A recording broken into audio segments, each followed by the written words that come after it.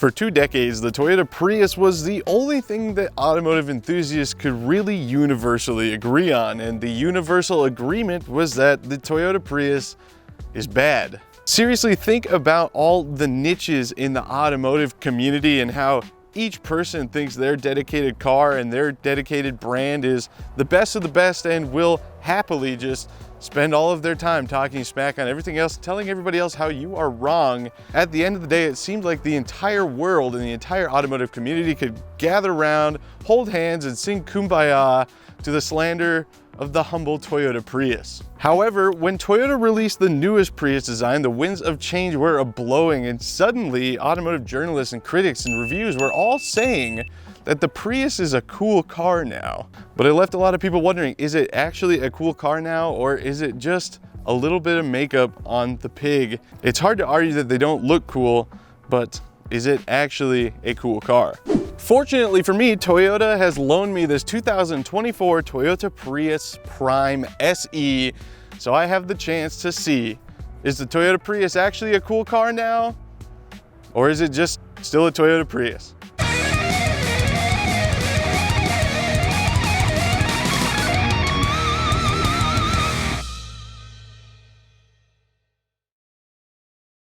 Now, before I dive into this, I feel I should specify that the Toyota Prius does exactly what it's advertised to do on the tin. If you're watching this video and you're considering buying a 2024 Toyota Prius Prime, and you just want to know if it actually gets those fuel economy numbers that are advertised, yes. I drove it about 300 miles on a round trip without any charge in the EV battery, and it still averaged 52.2 miles per gallon.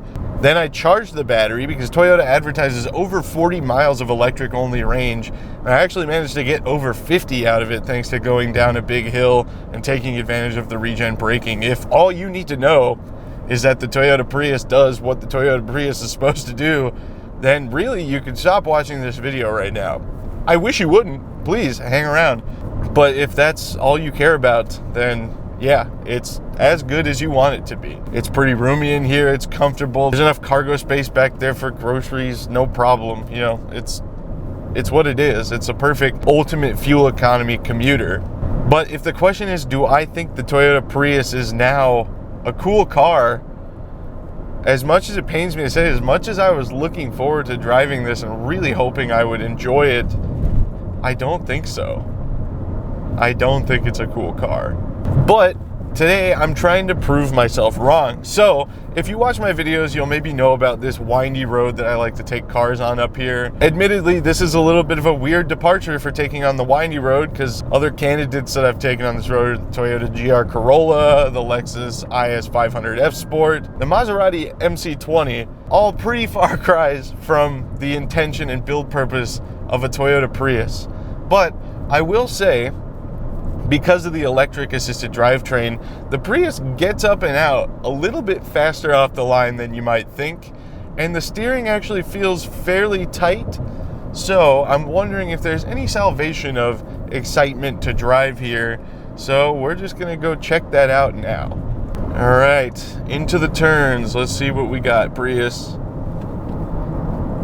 What's interesting is it has sort of I guess it's a traction control system to some extent, but if you go into a corner a little too hot, it knows that you're doing that and automatically slows the car down, which is interesting. I noticed it when I had the cruise control on and I went around a corner that the Prius thought was a little too quickly, and it just kind of hit the brakes, and I was a little surprised. It is, I have to say, it's really interesting to hear the hybrid drivetrain, especially when you get on the brakes through here, because you've got the regen whine. It sort of reminds me of like the Porsche 919 Le Mans car, where they're hard on the brakes and you just hear that whine. I have to say, immediately, I'm kind of impressed with how tight and nimble the steering feels. I really was about to make this whole video about how flavorless and droll the Toyota Prius is, but I'm actually kind of surprised. And this is not in any sort of sport mode or anything. I'm just driving it in regular drive mode. There's a big pothole there. I have to say, for a really tight road like this, I think what's really making or breaking this is the electric motor helping me out here, just digging you out of these corners. I'm not going super, super fast, but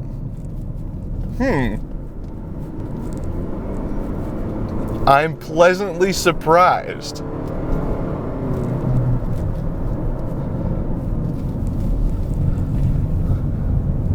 The windshield shape and the rear view mirror does make right turns a little bit treacherous if you're trying to look ahead, you know, like you should be. You kind of just stare directly into the mirror.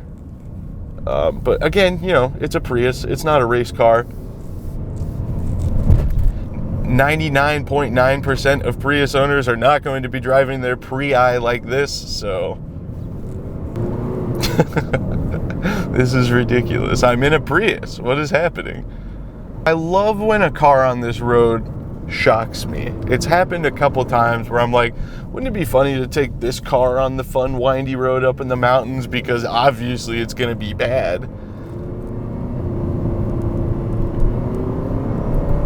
And it just seems like modern cars, there's just no way for them to be so low on power and so bad at steering that it would be a bad time to take one for a spirited rip. That is a big pothole. I'm gonna stay clear of that.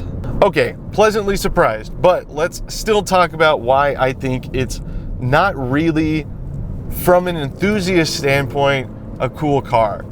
I think Toyota did an amazing job with the redesign of the Prius, and in doing so, sort of incidentally rebranded the Prius, though how much of that is an accident is really up for individual interpretation. You could easily say that they gave the Prius some sexier body lines with the intention of people looking at it and going, oh wow, that's too cool looking to be a Prius, which I'll admit initially was my thought.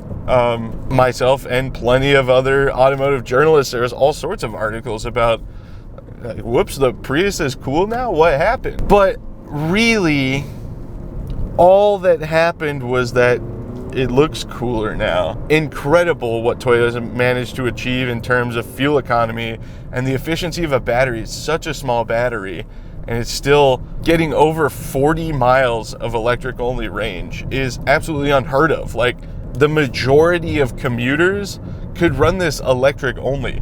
And if it doesn't cost you a ton for your electricity, just charging this thing overnight with a regular 110 outlet is more than doable. With a standard wall plug, it only takes about 9 hours for you to have 40 miles of driving range or more if you get lucky and you have a big downhill section like I did. I am in no way trying to take away the feat that is the newest generation Toyota Prius. But what I am saying is that it's still just a Toyota Prius. I hate with a fiery passion people that are overly excited about their car or their brand. And yeah, I can fall into the tropes every once in a while.